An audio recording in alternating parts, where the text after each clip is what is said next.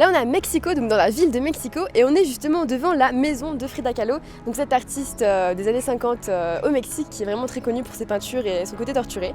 Donc on est devant sa maison, elle est vraiment originale, donc elle est toute bleue et elle est assez grande, et il y a un musée qui a été fait dans cette maison, qui a été rénové, et voilà, où on montre ses œuvres. Donc on va aller le voir.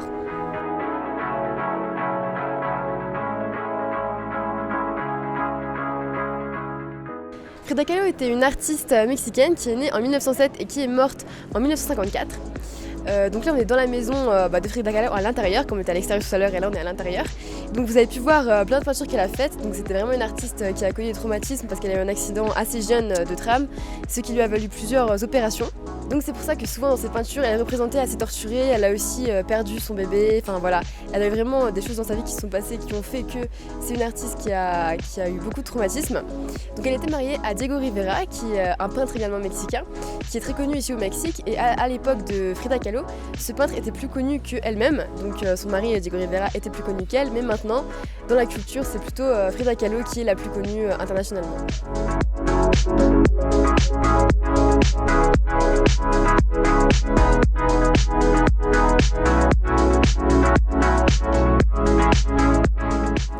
Donc on peut voir que ses peintures et même son style vestimentaire étaient très typiques du Mexique à cette époque. Donc on voit vraiment des couleurs assez vives, du bleu, du rouge, du jaune. Frida Kahlo c'était vraiment une figure de l'indépendance des femmes par ses peintures et ce qu'elle prenait, et également de l'identité mexicaine.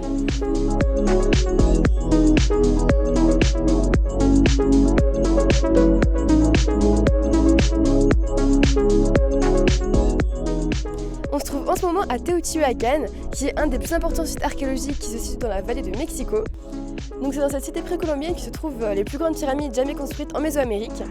Et donc outre une architecture vraiment impressionnante de par les pyramides qui sont derrière moi, donc vous pouvez voir la pyramide du soleil qui est une des plus importantes de cette cité, il y a également des peintures murales qui sont très bien conservées, c'est aussi pour ça que c'est connu. Donc à son époque, cette ville comptait près de 200 000 habitants, ce qui est vraiment énorme, et elle est aussi connue parce qu'il y a plusieurs civilisations qui y ont cohabité, donc les Aztèques, les Mayas et les Incas. Donc voilà, on retrouve des traces de ces civilisations dans la cité même. Donc cette ville a été habitée de 200 avant Jésus-Christ jusqu'à sa chute au 5e ou 6e siècle, après Jésus-Christ, et elle est inscrite au patrimoine mondial de l'UNESCO.